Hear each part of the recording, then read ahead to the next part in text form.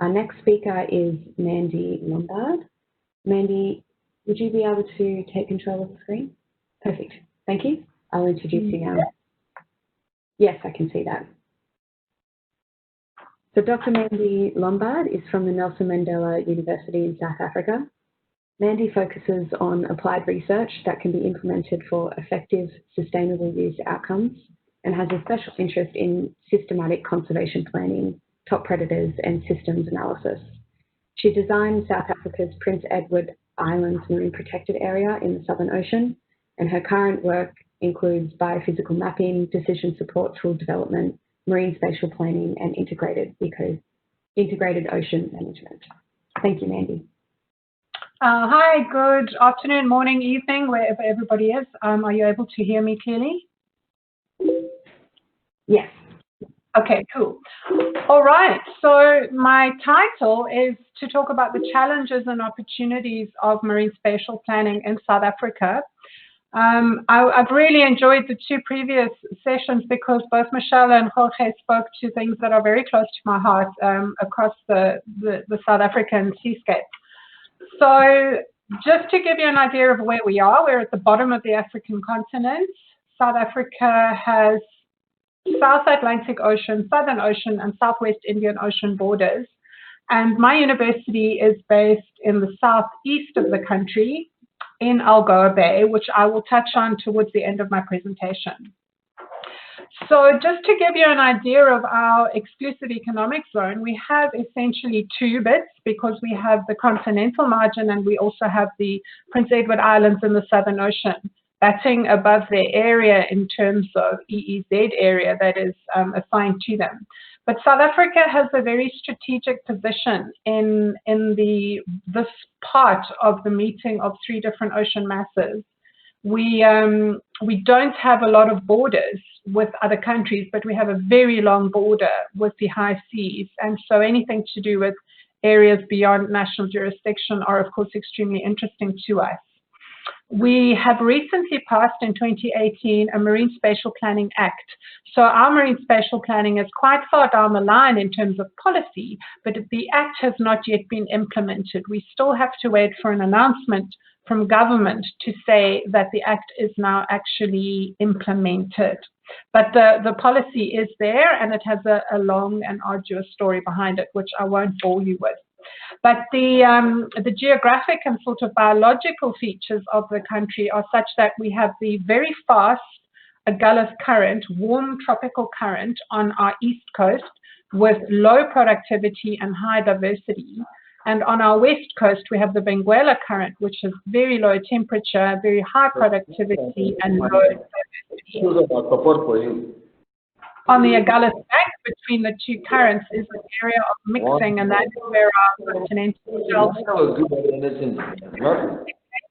subject to lots of research on gas discovery. So in terms of products to inform marine spatial planning, me coming from very much a conservation background, my products that I'm interested in producing are within the biophysical realm. We are quite far down that route. So we have good data on ecosystems or habitats or ecoregions or whatever you want to call them. Obviously, fine-scale data inshore and guesswork offshore. For the Prince Edward Islands in the bottom right, that is the result of our most recent National Biodiversity Assessment with quite a bit of modeling involved there as opposed to actual data collected. In terms of the distribution of ocean uses, we have also done a pretty good job over the last 15 years. We have managed to pull together in spatial formats information on most of our offshore uses, working closely with government and with departments who collect these data. And we're able to depict them not only as spatial occurrence, but also various forms of intensity, which is important. Just for those who don't know, 99% of our EEZ is under petroleum or oil and gas license, whereas recently, and by recently I mean last year, we've gone from 0.4 to 5% of our ocean area now under protection. So the big news down south here is that we have 20 new marine protected areas, which took a very, very long time. In fact, it took 10 years for us to actually bring this to fruition. And Dr. Kerry Sink from South African National Biodiversity Institute led this initiative, and we're incredibly happy that it finally got through. So if we talk about what the challenges are for our marine spatial planning, we just need to take a step back for a second to 2014-2015, where the National Development Plan of South Africa came up with what they called the 9-point plan, which was to accelerate economic growth. And I emphasize the word growth. And the idea was to resolve unemployment, poverty, and inequality through this economic growth. The 5th point in the 9-point plan, so point 5, was to grow the ocean's economy. So I want you to look at those words clearly. From this need or perceived need to grow an economy from the ocean, Operation Phakisa was launched, and Operation Phakisa means to hurry up, and it was modeled on a Malaysian process where putting people together in a room intensively for a short amount of time gave high-level results very quickly. And again, Phakisa was to unlock the economic potential of the oceans.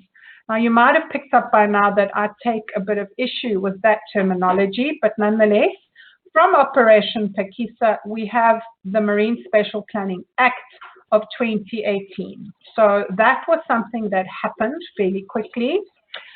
But I just want to speak to the emerging career folks and the people that are starting off a career in marine spatial planning. There is something called the economic trap. I just made that word up myself. But in the past, the world has gone along a linear economy trajectory where resources are removed from the world, production and consumption ensue, trash happens at the end, and all of that is thrown out somewhere because some environment can soak it up. And there's been a lot of talk for a lot of time to convert linear economies into circular economies. And I'm not an economist, so I won't go into this, but for those who are interested in how the economy drives our interaction with the oceans, take a look at some of the literature on circular economies and try to figure out how we can embed those in MSP processes. So in South Africa, what Phakisa did with the terminology it was using, it was over-promising, it has under-delivered, and it has raised expectations of people across the country that the ocean is now going to save them economically. And I call this linear economy model the Houston, we have a problem model. So what happens with a model like that is I always use this picture in my presentations, thanks to Chu and Pete Jones. In 2016, they published this paper, which allows us to compare ecosystem-based MSP, which I think Michelle mentioned earlier. We're all on the same page that we want this. But in reality, integrated use MSP is kind of what's unfolding in the real world.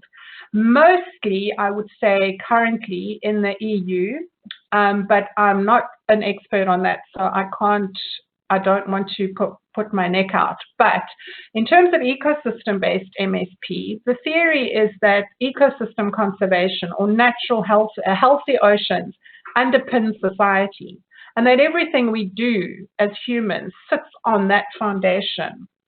Whereas integrated use MSP sits on a foundation of economic growth, and ecosystem conservation or healthy oceans are just seen as a pillar in society. It's just another use. It's just another stakeholder.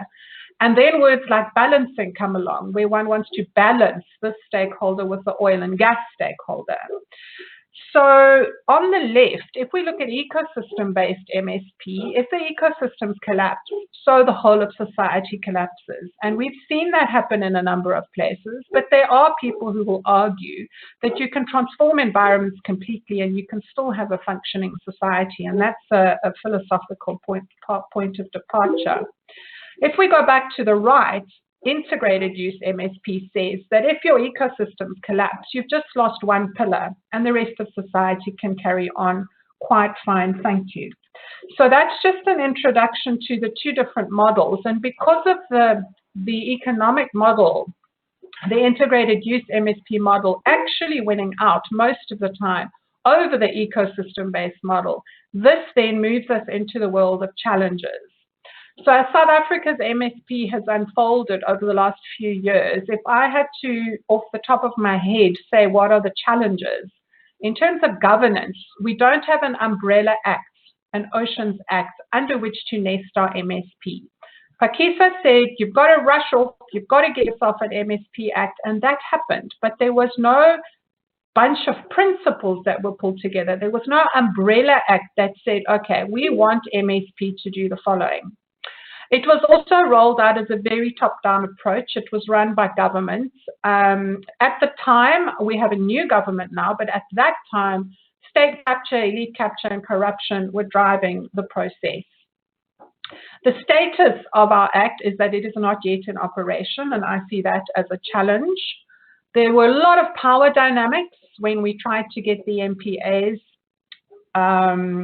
gazetted, because there was a standoff with Department of Minerals, where they wanted the 99% of the country, which is under mining license, to stay put, but they didn't want us to have 5% under MPAs. So I call this the winner takes all scenario, where the powerful voice in the room is the winner. The process that was followed to build the act and to get comment into the act was exclusionary. So civil society was not encouraged, although there was a little bit of opportunity to comment. It wasn't a bottom-up approach at all.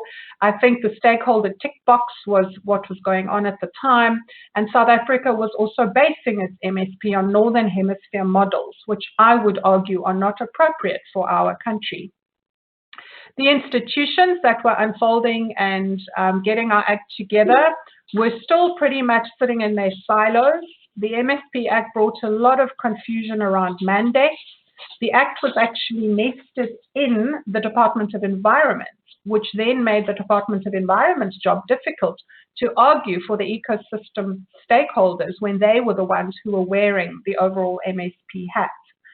There was also no proper integration, and I think Michelle also alluded to this. The acts talk about integration, but they can't actually do it. And there was also a lot of lack of capacity in terms of government personnel to understand what MSP was actually about. I've already spoken about the economic model that's being followed is something that I don't think is sustainable. MSP, again, I think Michelle mentioned, it's seen as the savior, but actually it's just an area-based management tool that has to be viewed within integrated ocean management as an overarching umbrella. So MSP needs to talk to fisheries management, it needs to talk to adaptive and dynamic management and seasonal closures and openings, maybe for fishing, maybe for whales migrating, maybe for something else. But it has to be seen in the bigger environment of integrated ocean management. In South Africa's case, the policy coherence was not there. So when the MPAs were declared, they were within 5 minutes, there were 18 court cases because various industries had felt that they had not been consulted, which was actually not true, because over 10 years, all the industries were consulted. And finally, the biggest challenge was because of Operation Phakisa, the country rushed it. They rushed off to say, we have a Marine Spatial Planning Act, but they didn't build relationships along the way to ensure that it was easily implementable, understandable, and accepted. So those are the challenges. What are the opportunities? The opportunities is that Parliament speaks for the people in South Africa, and they have started to prick their ears up, and they've started to listen to those of us who are moaning and whining about the exclusionary process that's unfolded and how civil society has not been invited to the table. So Parliament is listening, and that's a very big first step. South Africa also can play a leadership role in the region. We have the Benguela Current Convention, to which we are signatory on our west coast, the Nairobi Convention on our east coast, and the Camelot Convention down in the Southern Ocean. So being signatory to all of those conventions and having a lot of academic and civil society expertise in this field, we believe we can play a leadership role in the region. Our institutions have got good capacity. Not so much at the moment in terms of government, but certainly in the private sector and the academic and the NGO sector, there's a lot of experience. We've been doing systematic planning and marine spatial planning for 15 years, and we feel that we want to be heard, and we are becoming very quickly transdisciplinary. It's difficult, but we're having to do it, and we are walking in that direction. We have lots of partnerships and funding that are ongoing. We're trying to build a lot more relationship with government. The NGOs, the academic institutions, and the private sectors are starting to play together very nicely, and we've raised significant money to help us understand marine spatial planning issues. The process that we are developing at our university is very much focused on stakeholders. It's focused on a systems approach and scenario planning and model building for marine spatial planning, which is not something that's easy to do. There's not blueprint out there on how to proceed using a systems approach and how to build these models. So we've all had to move from our quantitative systematic conservation planning hats, where we feel very comfortable, into this area where we have to play with people and we have to develop social capital. And that's been difficult for biophysical scientists. Just to end off then, the Algobay project that we are running is a project that has received an enormous amount of funding. And through this project, we have built what we call the Algobay Marine Planning Tool. It started off with a causal loop diagram to try to get a handle on what we ended up calling the Marine Sustainability Index for the Bay. And this is subject to my PhD student, Esti Vermeulen. This is her PhD. And she's getting a handle on the interactions of the different stakeholders on ocean health. So if X goes down, does Y go up? And if Y goes up, does that impact on our sustainability index? And this process is being driven through stakeholders within the Bay coming to the table and working with us. One can interact with it through an online portal, and the outputs of the model are these behavior over time graphs. So we are trying to couple spatial models with temporal models. That's what we're currently busy with. So we're trying to get the outputs of the system dynamic model. So for example, here, the oysters per year that can be harvested might go down under a certain scenario. And at the same time that that goes down, other things might go up. So what we are doing is looking at the interactions and relationships between different sectors, and we're measuring different things over and then running them through scenarios over time to try to reach scenarios that our stakeholders can live with and find acceptable. And that is the end of my presentation. If you have any questions, please go ahead and ask. I've just ended up off with a slide from the Comores, where we recently were doing a survey and found the most beautiful soft corals at a very deep depth, something that actually came up in a trawl, which was very, very sad. But it's just to say that there's beautiful stuff out there, and this is why we do what we do. Thank you. That's the end of me. Thanks very much, Mandy. That was a great talk.